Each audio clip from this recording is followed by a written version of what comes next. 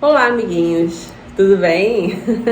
Falei no vídeo anterior sobre questões de como foi, né? E como está sendo esse meu processo de cura e de entendimento acerca de depressão, né? Quem perdeu o fio da meada, eu tive um episódio difícil aí no mês de março e que foi rapidamente controlado. Eu falei isso no vídeo anterior. Mas eu quero falar pra vocês um ponto que me ajudou assim demais mesmo. Lembrando que se você se encontra doente com qualquer tipo de questão psicológica, emocional que esteja atrapalhando a sua vida, ainda que não seja uma depressão, o correto é que você procure um médico, psiquiatra e um terapeuta, se possível, ok? Mas se você estando ou não doente, é uma pessoa que está aí na jornada sobre autoconhecimento, de entender você mesmo, né, e de estar buscando aí uma melhoria na sua vida, na sua qualidade de vida, acho que esse vídeo vai cair legal pelo seguinte: todos nós temos algumas questões, né, ou uma questão pelo menos, que a gente tem a impressão de que ela se repete na nossa vida, né? Por exemplo, questão de relacionamento amoroso, né? É muito comum a gente ouvir falar no famoso dedo podre, né? É como se a gente tivesse uma sina de bater sempre com um tipo determinado de pessoa ou uma determinada situação. É como se aquilo fosse uma repetição. Por mais que a gente rode, tome todo o cuidado do mundo, a gente acaba passando aquilo novamente, né?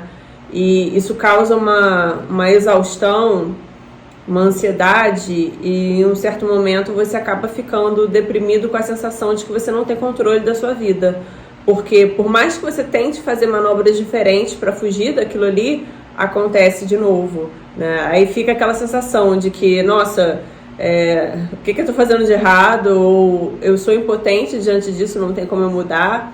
E infelizmente, como a gente está num país extremamente religioso, supersticioso, eu mesma falo por mim, a gente acaba caindo naquela questão de que será que tem algo espiritual nisso? Coisas de vida passada? Será que tem uma força maior tomando conta disso e tudo mais? E veja bem, eu não tô dizendo que essas coisas são assim impossíveis de acontecer, que a espiritualidade não tenha o poder de influenciar na nossa vida, não, de forma alguma. Eu jamais vou falar isso aqui nesse canal, né? Que isso, gente? Mas acontece que, às vezes, realmente o nosso subconsciente, né, ele tá comandando a nossa vida e a gente não tem essa percepção. Porque, infelizmente, eu não sei por que diabos, eles não ensinam isso pra gente, né? Como eu sempre falo aqui, eu acho que alguns conceitos de psicologia, até mesmo de psicanálise, eles deviam ser passado para as crianças desde pequena, sabe? Eu não consigo entender por que a gente é obrigada a aprender a fórmula de Bhaskara, por exemplo, que é uma porra que eu não uso para nada na minha vida. Enquanto que esses conceitos, que são coisas assim tão simples, que vão efetivamente ser aplicadas na nossa vida, assim, elas têm uma utilidade mesmo, sabe? Elas são imprescindíveis. A gente não aprende, não tá na nossa grade escolar, né? Isso é um absurdo, isso é muito errado, assim. Se eu tivesse filho, se eu fosse ter filho, com certeza seriam conceitos que eu ensinaria desde que a criança fosse bem pequena, porque são muito aplicáveis. E se a gente soubesse disso, a gente poderia evitar muita coisa, sabe? O nome do livro é Por que Cometemos os Mesmos Erros? Ele é escrito por um psicólogo, psicanalista também, ele é professor, né, de psicologia. Eu peguei na biblioteca pública de Niterói. Então, assim, se você não tem dinheiro para comprar esse livro, procure na sua biblioteca que de repente você acha. Vou botar as informações certinhas aqui depois, mas a questão que eu entendi nesse livro foi o seguinte, e que fez todo sentido para mim, Primeiro, ele explica que os traumas que nós sofremos, especialmente os traumas entre a infância e o início da adolescência, a função do trauma na nossa vida é se repetir. A única coisa que o trauma vai fazer é tentar acontecer novamente. A gente cria mecanismo para que esses traumas se repitam, para que a gente vivencie essa mesma dor, ainda que mude algumas coisas no cenário, mas a gente busca de forma inconsciente que essas coisas aconteçam de novo. Só para de acontecer quando a gente realmente identifica esse processo e cura o que causou aquilo, entende? Dá um exemplo aqui, colocando a minha história. Ano passado, quando eu tava num relacionamento, né, eu tinha problemas que eu não percebia, mas já eram problemas decorrentes, problemas referentes a fim de semana. Só que depois, mesmo quando eu estava com a pessoa o fim de semana inteiro, eu sentia um desconforto que eu não conseguia explicar de onde que esse desconforto vinha. Não conseguia, gente, não conseguia.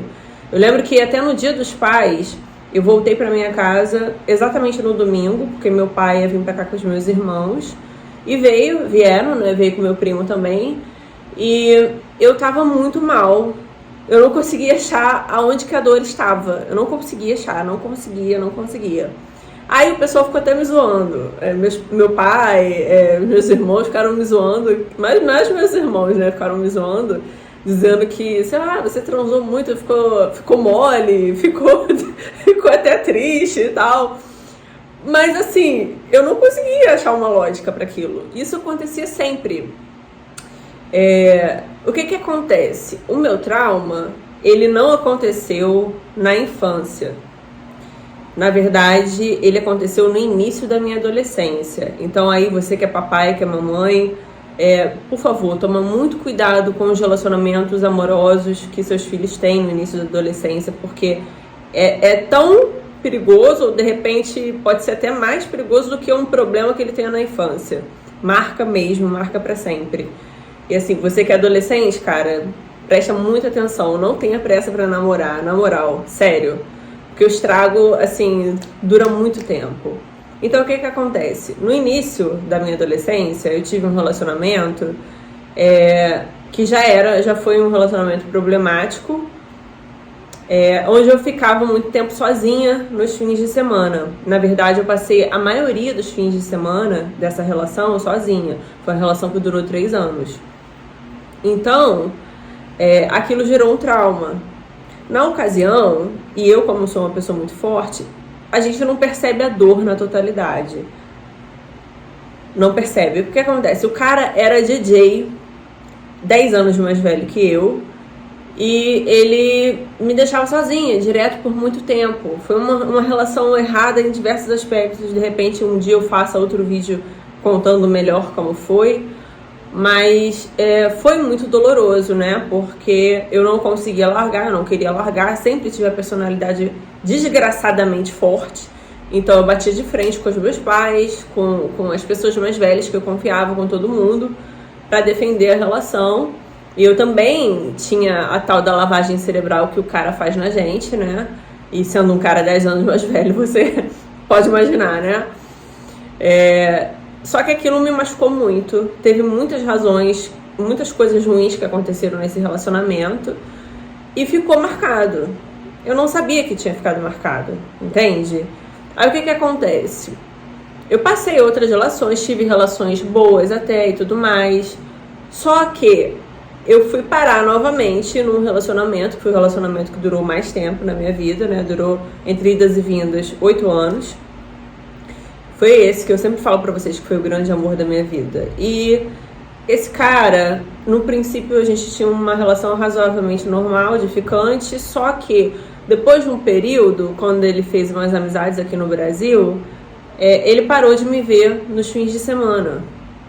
Então eu fiquei sozinha nos fins de semana novamente. Então ia chegando no fim de semana, eu ia tendo aqueles picos de ansiedade e aquilo foi crescente, né? Até que culminou no momento de eu ter uma depressão profunda também, um transtorno de ansiedade generalizado também. Então, assim, foi muito traumatizante. E foi uma relação muito traumatizante porque, assim como o outro, o namoro, ele também foi muito filho da puta. Ele foi muito errado em diversos pontos, diversos aspectos, né? Eu era deixada de lado, abandonada constantemente, além de viver numa relação que eu não tinha certeza de nada. né? Aquele famoso não fode, não sai de cima, né? E essas situações foram as mais traumatizantes. Isso eu identifiquei sozinha, lendo esse livro, mas era muito óbvio que isso já acontecia. Eu só não sabia, lendo o livro, eu identifiquei, que é o que eu não sabia, que a relação que eu vivi na adolescência, né, essa primeira relação, ela tinha sido a criação desse trauma gigante, né? Então, assim, é muito provável que eu tenha até mesmo me estabelecido completamente em outros relacionamentos que me machucaram dessa mesma forma por conta dessa relação, dessa primeira relação que eu tive na adolescência. E o que o livro explica, gente, que a gente tende a buscar a repetição desse trauma, se aplicou realmente.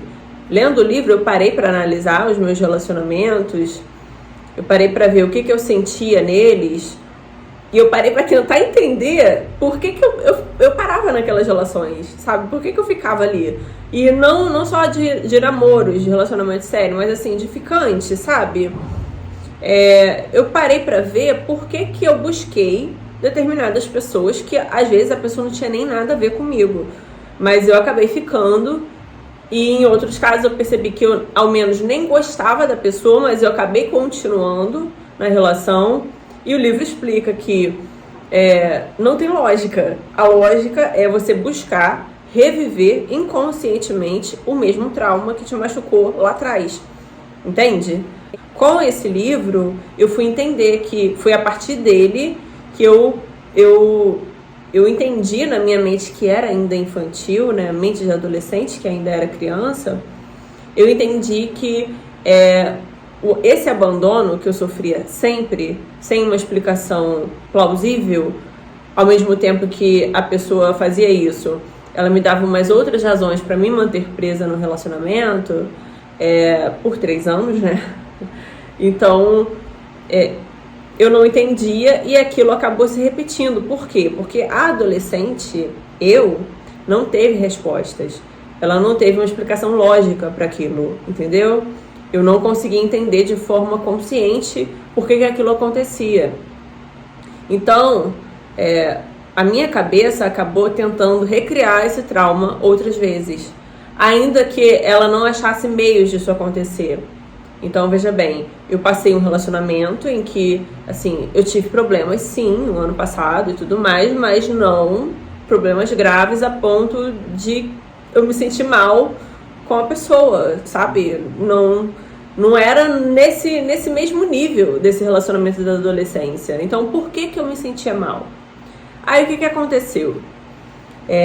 Nós tivemos um término, que eu já falei no vídeo anterior, que foi um término ruim e tudo mais, foi de uma forma errada. Isso foi somente uma gota d'água para que tudo que eu já sentia viesse à tona de fato, né? Eu expliquei isso no vídeo anterior.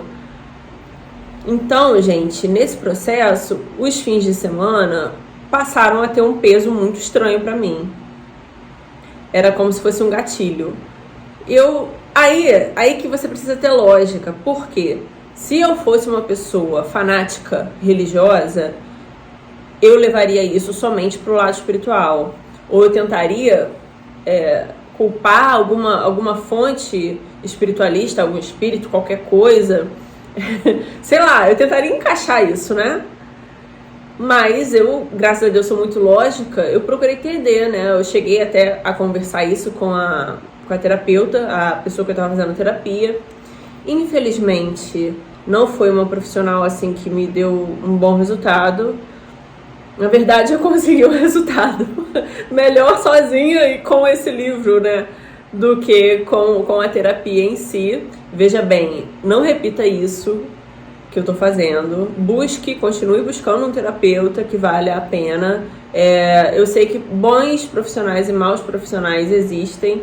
Era só uma questão de você procurar, né, melhor, de se empenhar melhor. Eu também entendo que eu tenho um nível de sensibilidade e de entendimento, de autoconhecimento mais avançado, porque eu sempre trabalhei dentro disso, mas é sempre aconselhável que você busque um profissional, entendeu?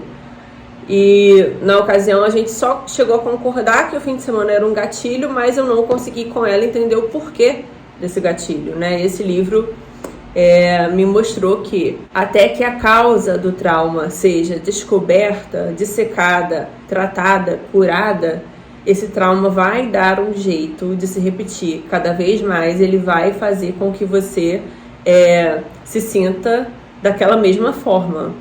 Por isso, gente, invista em autoconhecimento. Tenta voltar em lembranças da época que você era criança ou do início da adolescência. Se você não tiver a possibilidade de pagar uma terapia, busca pelo menos tentar entender e fazer as perguntas do como você está se sentindo, que às vezes a gente não consegue identificar de cara, conversando com outra pessoa, com um amigo, com um parente, por exemplo. Quando você está sozinho, tenta passar essas respostas para um caderno, para você conseguir identificar, né, e se perguntar quando foi que você sentiu uma emoção semelhante à dor que você está sentindo. Porque aí você volta aonde ela começou. Quando foi que você sentiu essa emoção ou emoção semelhante pela primeira vez? Aí eu pensei, porra, eu era adolescente, né? Faz muito tempo. Então, através disso daí, você começa... É como se você abrisse um novo mundo, sabe? Porque você fica surpresa de ver como que as coisas encaixam. De repente, nessas respostas pode estar a cura aí do seu problema, do seu dedo podre e das coisas ruins que acabam acontecendo de forma muito repetitiva. Novamente, sempre bom lembrar, dependendo da sua dor, dependendo do seu desconforto, busca um psiquiatra, busca um psicólogo e, acima de tudo, invista no seu autoconhecimento, que aí tá a chave para você resolver tudo. E é o alicerce, né, da autoestima, da autoconfiança e de outras coisas boas que podem acontecer na sua vida. Por hoje é só, gente. Um beijo grande. Até!